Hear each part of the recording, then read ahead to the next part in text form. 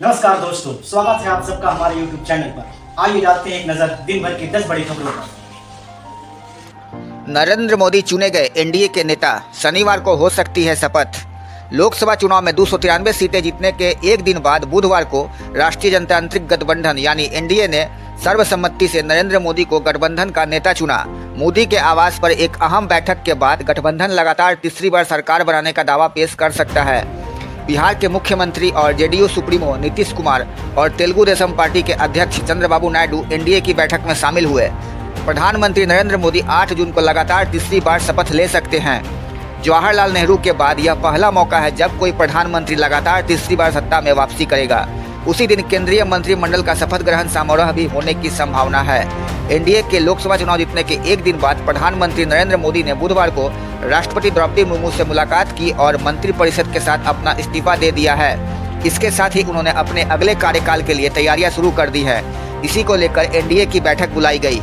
इस बैठक में एनडीए सहयोगियों, खासकर नीतीश कुमार के जेडीयू और चंद्रबाबू नायडू की टीडी पर सबकी नजरें थी। इसी बीच इंडिया गठबंधन की भी बैठक हो रही है। सरकार गठन को लेकर तरह तरह के कयास लगाए जा रहे हैं। ऐसा इसलिए है कि पीएम मोदी की भारतीय जनता पार्टी ने इस बार 240 सीटें जीती है। यह 272 के बहुमत के आंकड़े से 32 सीटें कम है। अब यह पार्टी के नेतृत्व वाले राष्ट्रीय जनतांत्रिक गठबंधन के सदस्यों द्वारा जीती गई 53 सीटों पर निर्भर करेगी। एग्जिट पोल ने सत्तारूढ़ गठबंधन के लिए भारी जीत की भविष्यवाणी की थी, लेकिन इसके विपरीत एनडीए ने 293 सीटें ही जीती। पुणे पोर्ट्स केस में नाबालिग 12 जून तक ऑब्जर्वेशन होम में रहेगा। पुणे केस में जुवेनाइल जस्टिस बोर्ड ने नाबालिग आरोपी की ऑब्जर्वेशन होम रिमांड बढ़ा दी है। वह 12 जून तक ऑब्जर्वेशन होम में ही रहेगा। पुलिस ने बोर्ड से नाबालिग की रिमांड 14 दिन बढ़ाने की मांग की थी, लेकिन बोर्ड ने 7 दिन ही बढ़ाई।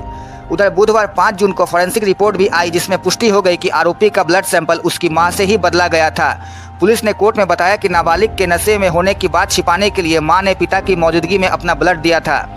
ब्लड सैंपल बदलने के आरोप में जिला कोर्ट ने मां शिवानी अग्रवाल और पिता विशाल अग्रवाल को 10 जून तक पुलिस कस्टडी में भेजा है। वहीं सैंपल बदलने वाले डॉक्टर अजय तावड़े और डॉक्टर श्रीहरि हेलनोर को 7 जून तक पुलिस कस्टडी में भेजा गया है। पुलिस ने राज्य सरकार से मामले की सुनवाई फास्ट ट्रैक कोर्ट में कराने की मांग की है। रिपोर्ट्स के मुताबिक इसी महीने के अंत तक पुलिस सभी आरोपियों के खिलाफ चार्जशीट भी दायर करेगी। पुणे के कल्याणी नगर इलाके में 18-19 मई की रात 17 साल 8 महीने के नाबालिग लड़के ने आईटी सेक्टर में काम करने वाले बाइक सवार युवक युवती को टक्कर मारी थी, जिससे दोनों की मौत हो गई थी। घटना के समय आरोपी नशे में था। वह 200 किलोमीटर प्रति घंटे की रफ्तार से कार चला रहा था। जान गंवाने वाले युवक युवती के परिवार वाले से पुलिस ने कल मुलाकात की। एक्सीडेंट के बाद नाबालिग के शराब पीने की बात छिपाने के लिए नाबालिग के ब्लड सैंपल को ससून अस्पताल में बदला गया था। आरोपी के ब्लड सैंपल को उसकी मां के सैंपल से बदलने के लिए पिता विशाल अग्रवाल ने 50 लाख रुपए की डील की थी।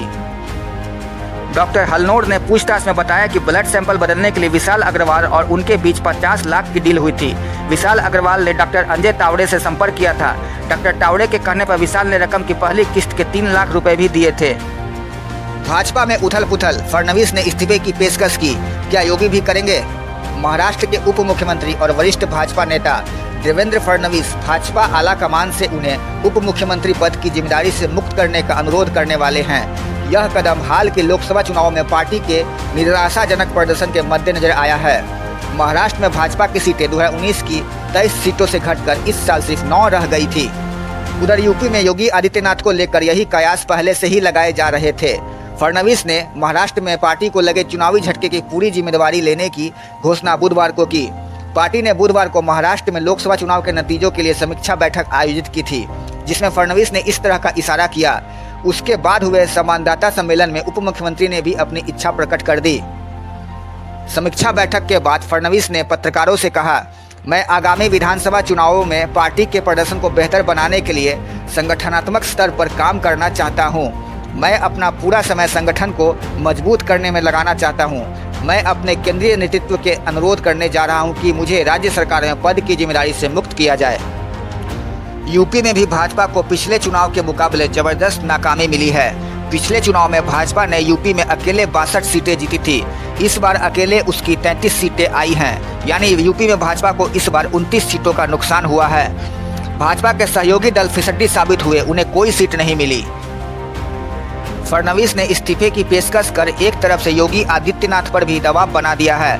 समझा जाता है कि केंद्र में नई सरकार का गठन होने के बाद यूपी से कोई बड़ी खबर आ सकती है। बंगाल के नतीजों से और मजबूत होकर उभरी ममता। पश्चिम बंगाल में लोकसभा चुनाव के नतीजों ने साबित कर दिया कि राज्य के वोटरों पर तृणमूल कांग्रेस की पकड़ कमजोर होने की बजाय और मजबूत हुई है। भाजपा की ओर से बड़े पैमाने पर चलाए जा रहे आक्रामक चुनाव अभियान और प्रतिकूल मुद्दों के बावजूद पार्टी ने न सिर्फ अपनी पिछली सीटें बचाए रखी है, उन्होंने भाजपा और कांग्रेस की सीटें भी छीन ली है। दूसरी ओर यहां सीटें बढ़ाने का सपना देख रही भाजपा अपनी पिछली सीटों में से 1/3 बचाने में नाकाम रही है। राज्य में उसकी ओर से सरकार के खिलाफ उठाए जाने वाले संदेशखाली, नागरिकता कानून और तमाम घोटाले जैसे मुद्दे भी तृणमूल कांग्रेस को पछाड़ने में नाकाम रहे। लेकिन आखिर ऐसा क्यों हुआ? दरअसल भाजपा के खिलाफ मुकाबले में ममता बनर्जी शुरू से ही एक ठोस रणनीति पर आगे बढ़ रही थी। उन्होंने इसी रणनीति के तहत यहां इंडिया गठबंधन के सहयोगियों दल कांग्रेस और सीपीएम के साथ हाथ मिलाने की बजाय अकेले तमाम सीटों पर लड़ने का फैसला किया था। आखिरकार उनका फैसला सियासी तौर पर बेहद फायदेमंद साबित हुआ है। बंगाल में भाजपा की ओर से उठाए गए मुद्दे बेअसर साबित हुए हैं। पार्टी ने संदेशखाली में तृणमूल कांग्रेस के स्थानीय नेताओं की ओर से महिलाओं के यौन उत्पीड़न को अपना सबसे बड़ा मुद्दा बनाया था। वह इस मुद्दे पर तृणमूल कांग्रेस और उनकी सरकार के खिलाफ आक्रामक तरीके से प्रचार कर रही थी। पार्टी ने एक कथित पीड़िता को ही इलाके की बसीरहाट सीट पर अपना उम्मीदवार बनाया था, लेकिन राजनीति में पहली बार कदम रखने वाली उस महिला को पराजय का सामना करना पड़ा है। दरअसल इस मुद्दे पर एक स्टिंग वीडियो ने रातों रात पूरी तस्वीर ही पलट दी। उसमें भाजपा के स्थानीय नेता को यह कहते हुए दिखाया गया था कि पूरा मामला सुनियोजित है और महिलाओं को पैसे देकर रेप और उत्पीड़न की फर्जी शिकायतें दर्ज कराई गई हैं। उसके बाद ममता बनर्जी ने इस मामले को बंगाल की महिलाओं की अस्मिता से जोड़ते हुए इसे अपने सियासी हित में भुनाना शुरू किया और इसका फायदा भी मिला। संदेशखाली मुद्दे की धार कुंद करने के लिए पार्टी ने यहां अपने पिछले उम्मीदवार नुसरत जहां को भी बदल दिया था। भाजपा ने करोड़ों मतवा वोटों को ध्यान में रखते हुए चुनाव से ठीक पहले जिस नागरिकता संशोधन कानून को लागू किया था, उसके खिलाफ ममता भ्रामक माहौल बनाने में कामयाब रही। उन्होंने इसे नेशनल रजिस्टर ऑफ सिटीजन से जोड़ दिया। मतवा समुदाय राज्य की कम से कम 5 सीटों पर निर्णायक स्थिति में है। खड़गे ने कहा, जनादेश भाजपा के विरोध में फांसीवादी शासन के खिलाफ लड़ाई जारी रहेगी। एनडीए द्वारा नरेंद्र मोदी को नेता चुने जाने और सरकार बनाने का दावा पेश किए जाने की खबरों के बीच इंडिया गठबंधन ने कहा है कि वह फांसीवादी शासन के खिलाफ लड़ाई जारी रखेगा। कांग्रेस अध्यक्ष मल्लिकार्जुन खड़गे ने कहा कि 18वीं लोकसभा चुनाव का जनमत सीधे तौर से प्रधानमंत्री नरेंद्र मोदी के खिलाफ है। कांग्रेस अध्यक्ष मल्लिकार्जुन खड़गे ने इंडिया गठबंधन की बैठक के बाद प्रेस कॉन्फ्रेंस में बुधवार को कहा कि लोकसभा चुनाव के नतीजे भाजपा को करारा जवाब है। खड़गे ने कहा कि जनादेश भारत के संविधान की रक्षा के लिए, महंगाई बेरोजगारी के खिलाफ और लोकतंत्र को बचाने के लिए है। उन्होंने आगे कहा कि इंडिया गठबंधन सही समय पर सही कदम उठाएगा। कांग्रेस अध्यक्ष ने कहा, 18वीं लोकसभा चुनाव का जनमत सीधे तौर से प्रधानमंत्री श्री नरेंद्र मोदी के खिलाफ है। चुनाव उनके नाम और चेहरे पर लड़ा गया था और जनता ने भाजपा को बहुमत न देकर उनके नेतृत्व के प्रति साफ संदेश दिया है। उन्होंने आगे कहा, व्यक्तिगत रूप से मोदी जी के लिए यह न सिर्फ राजनीतिक शिकस्त है बल्कि नैतिक हार भी है, परंतु हम सब उनकी आदतों से वाकिफ हैं। वो इस जनमत को नकारने की हर संभव कोशिश करेंगे। उन्होंने यह भी कहा, हम यहाँ से यह भी संदेश देते हैं कि इंडिया गठबंधन उन सभी राजनीतिक दलों का स्वागत करता है जो भारत के संविधान की प्रस्तावना में अटूट विश्वास रखते हैं और इसमें आर्थिक, सामाजिक और राजनीतिक न्याय के उद्देश्यों से प्रतिबद्ध है। मोदी के शपथ ग्रहण में पड़ोसी देशों को न्योता। लोकसभा चुनाव में एनडीए की जीत के बाद नरेंद्र मोदी 8 जून को लगातार तीसरी बार प्रधानमंत्री पद की शपथ ले सकते हैं। न्यूज एजेंसी पीटीआई के मुताबिक इस समारोह में भारत के पड़ोसी देशों के लीडर्स को न्योता भेजा जाएगा। इनमें श्रीलंका के राष्ट्रपति रानिल विक्रमासिंघे, बांग्लादेश की प्रधानमंत्री शेख हसीना, नेपाल के पीएम प्रचंड समेत मॉरिशस और भूटान के नेता शामिल होंगे। श्रीलंका के राष्ट्रपति के मीडिया डिवीजन ने इसकी पुष्टि भी की। रिपोर्ट के मुताबिक राष्ट्रपति विक्रमासिंघे ने बुधवार को फोन करके पीएम मोदी को चुनाव जीतने की बधाई दी थी। इस दौरान कॉल पर मोदी ने उन्हें शपथ ग्रहण में शामिल होने का न्योता दिया, जिसे विक्रमासिंघे ने स्वीकार कर लिया। वहीं बांग्लादेश की पीएम के साथ भी फोन पर बातचीत के दौरान मोदी ने उन्हें समारोह का आमंत्रण दिया है। इनमें भारत के पड़ोसी देशों के नेताओं के अलावा रूस के राष्ट्रपति पुतिन, अमेरिका के राष्ट्रपति बाइडेन, ब्रिटेन के पीएम सुनक, मालदीव, फ्रांस के राष्ट्रपति, इजराइल और जापान के प्रधानमंत्री समेत 70 से ज़्यादा नेता शामिल रहे। सभी ने पीएम मोदी को तीसरे कार्यकाल के लिए शुभकामनाएं दी। साथ ही भारत के साथ मिलकर पार्टनरशिप को आगे बढ़ाने की उम्मीद जताई। इससे पहले 2014 में अपने पहले शपथ ग्रहण समारोह में पीएम मोदी ने सार्क देशों के लीडर्स को न्योता भेजा था।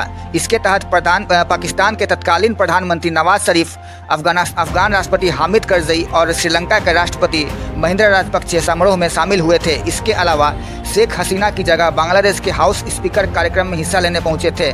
इसके बाद दूसरे कार्यकाल के लिए 2019 में हुए शपथ ग्रहण समारोह में पीएम मोदी ने सभी देश के नेताओं को आमंत्रित किया था। समारोह में किर्गिस्तान, श्रीलंका, मॉरिशस, नेपाल, भूटान, बांग्लादेश और म्यांमार के लीडर्स ने हिस्सा लिया था। अमृतसर के गोल्डन टेम्पल में लगे खालिस्तानी नारे। पंजाब में गोल्डन टेम्पल में हुए हमले को लेकर ऑपरेशन ब्लू स्टार की 40वीं बरसी मनाई जा रही है। इसके लिए अमृतसर स्थित गोल्डन टेम्पल में भारी संख्या में सिख समुदाय की भीड़ जमा है। इस दौरान भीड़ में हाथों में तलवार लहराते हुए खालिस्तानी जिंदाबाद के नारे लगाए।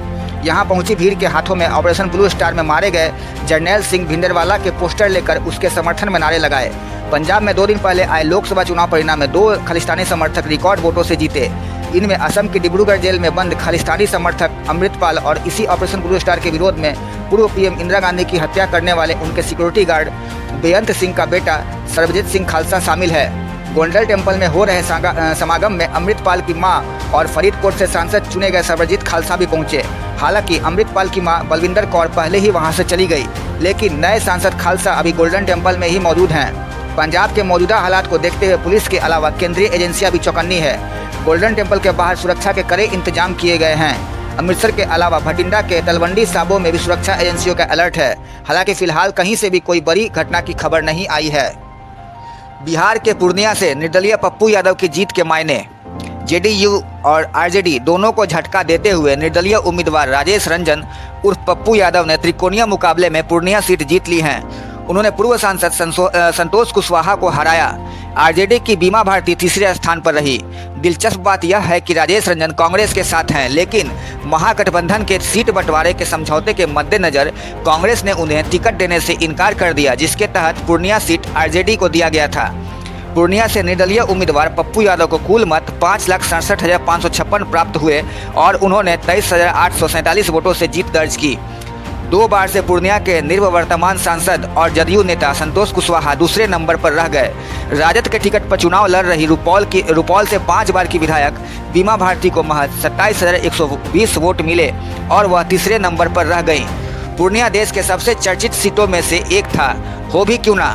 दरअसल पप्पू यादव पिछले 1 सालों से प्रणाम पूर्णिया कार्यक्रम चला रहे थे। एक तरह से वे चुनाव लड़ने की तैयारी ही कर रहे थे। इंडिया गठबंधन में जब सीट बंटवारे की सुगबुगाहट तेज हुई तो उन्होंने लालू यादव और तेजस्वी से भी मुलाकात की और उसके अगले ही दिन 20 मार्च को अपनी पार्टी जन अधिकारी पार्टी का विलय कांग्रेस में कर दिया और खुद भी कांग्रेस में शामिल हो गए। लेकिन उसके कुछ ही दिन बाद महागठबंधन के सीट बंटवारे में पूर्णिया लालू के पाले में चली गई। इसके बाद परिस्थितियां बदली, क्योंकि कांग्रेस के टिकट पर पूर्णिया से चुनाव लड़ने की उम्मीद से ही पप्पू यादव खुद भी और पार्टी का विलय कांग्रेस में किया था। जान दे दूंगा लेकिन पूर्णिया नहीं छोड़ूंगा, इस नारे के साथ पप्पू यादव ने निर्दलीय पर्चा भरा और उन्होंने जीत दर्ज की। राजेश रंजन उर्फ पप्पू यादव कोसी सीमांचल के एक बड़े नेता के रूप में उभरे हैं। पप्पू यादव बाहुबली नेता रहे हैं, लेकिन हाल के कुछ सालों में उन्होंने लोगों की मदद करके अपनी अलग छवि गढ़ी है, जिसका नतीजा सामने है। पटना की बाढ़ और कोरोना काल में उनका अलग चेहरा लोगों के सामने आया। अयोध्या की तरह बांसवाड़ा ने भी मोदी के घुसपैठिए मंगलसूत्र जुमलों को नकारा। राजस्थान के बांसवाड़ा में भाजपा को जबरदस्त हार का सामना करना पड़ा। वहीं बांसवाड़ा, जहां प्रधानमंत्री नरेंद्र मोदी ने सबसे पहले मुसलमानों को घुसपैठिए और अधिक बच्चे पैदा करने वाले कहा था, भाजपा उम्मीदवार महेंद्रजीत सिंह मालवीय को भारतीय आदिवासी पार्टी के राजकुमार रोत ने 2,47,054 वोटों के अंतर से हरा दिया। जीत का यह अंतर पीएम मोदी की वाराणसी सीट से अधिक है, जहां उन्होंने 1,52,513 वोटों से जीत हासिल की है।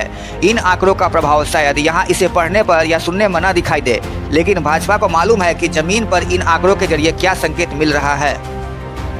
भारत आदिवासी पार्टी ने 2023 में राजस्थान विधानसभा चुनाव के दौरान अपनी राजनीतिक शुरुआत की। यह 2017 तक गुजरात स्थित भारतीय ट्राइबल पार्टी का हिस्सा था, लेकिन बाद में अलग हो गया। राजकुमार रोत 84 से बीएफसी के विधायक हैं, जो 2023 में चुने गए थे। अब उन्हें विधायक पद से इस्तीफा देना होगा।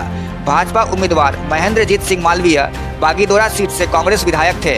बांसवाड़ा से लोकसभा चुनाव लड़ने के लिए उन्हें कांग्रेस विधायक पद से इस्तीफा दे दिया और भाजपा में शामिल हो गए। इस तरह बीजेपी ने बागीदौड़ा में दोनों उपचुनाव और बांसवाड़ा में लोकसभा चुनाव जीता है। मोदी ने 21 अप्रैल को बांसवाड़ा रैली के दौरान आरोप लगाया था कि कांग्रेस के घोषणा पत्र में कहा गया है कि वे माताओं बहनों के गोल्ड की जानकारी लेंगे और फिर उस संपत्ति को घुसपैठियों और जिनके ज़्यादा बच्चे हैं उन्हें बांट देंगे। मोदी का यह बयान मुसलमानों के स्पष्ट संदर्भ में था। उन्होंने यह भी झूठ दावा किया था कि पूर्व प्रधानमंत्री मनमोहन सिंह ने कहा था कि देश की संपत्ति पर पहला अधिकार मुसलमानों का है। टीडीपी ने भाजपा से 5 मंत्रालय और स्पीकर पद मांगा। रेलवे कृषि मंत्रालय पर जेडीयू की नज़र। लोकसभा चुनाव में बहुमत मिलने के अगले ही दिन बुधवार 5 जून को एनडीए ने सर्वसम्मति से नरेंद्र मोदी को नेता चुना। पीएम आवास पर हुई बैठक में टीडीपी चीफ चंद्रबाबू नायडू, बिहार के सीएम नीतीश कुमार, महाराष्ट्र के सीएम एकनाथ शिंदे सहित 14 दलों के 21 नेता थे। सूत्रों के मुताबिक टीडीपी और जेडीयू ने सीटों में बड़ी भागीदारी होने के नाते कैबिनेट में बड़ी हिस्सेदारी मांगी है। खबर है कि जेडीयू की निगाह रेलवे कृषि मंत्रालय के साथ बिहार के लिए विशेष पैकेज पर है। टीडीपी ने 5 मंत्रालयों और लोकसभा स्पीकर पद की मांग रखी है। टीडीपी के एक करीबी सूत्र ने कहा कि पार्टी ने ग्रामीण विकास, आवास और शहरी मामले, बंदरगाह और शिपिंग, सड़क परिवहन और राजमार्ग एवं जल शक्ति मंत्रालय की मांग रखी है। टीडीपी वित्त मंत्रालय का अतिरिक्त प्रभार भी मांग रही है। आंध्र प्रदेश में फ्री की योजनाओं के चलते आर्थिक स्थिति बहुत खराब है, इसलिए नायडू चाहते हैं कि वित्त मंत्रालय का अतिरिक्त प्रभार उन्हें मिले। केंद्र सरकार के 10 सबसे ताकतवर और समृद्ध मंत्रालय गृह, रक्षा, वित्त, विदेश, रेलवे, सूचना प्रसारण, शिक्षा, कृषि, सड़क परिवहन और सिविल एविएशन है। अकेले बहुमत होने से 2019 और 2014 में भाजपा ने सभी बड़े विभाग अपने पास रखे थे। लोकसभा चुनाव में भाजपा को स्पष्ट बहुमत नहीं मिला है। पार्टी को 240 सीटें मिली है। यह बहुमत के आंकड़े से 32 सीटें कम है। ऐसे में वह 14 सहयोगी दलों के 53 सांसदों के साथ मिलकर गठबंधन सरकार चलाएगी। इसमें चंद्रबाबू की टीडीपी 16 सीटों के साथ दूसरी और नीतीश की जेडीयू 12 सीटों के साथ तीसरी सबसे बड़ी पार्टी है। अब तक के लिए बस इतना ही। अगर आपको हमारा ये वीडियो पसंद आया तो प्लीज लाइक एंड सब्सक्राइब जरूर करें और हाँ, कमेंट्स में अपनी राय देना ना भूलें। आपकी राय हमारे लिए बहुत ही महत्वपूर्ण है। धन्यवाद।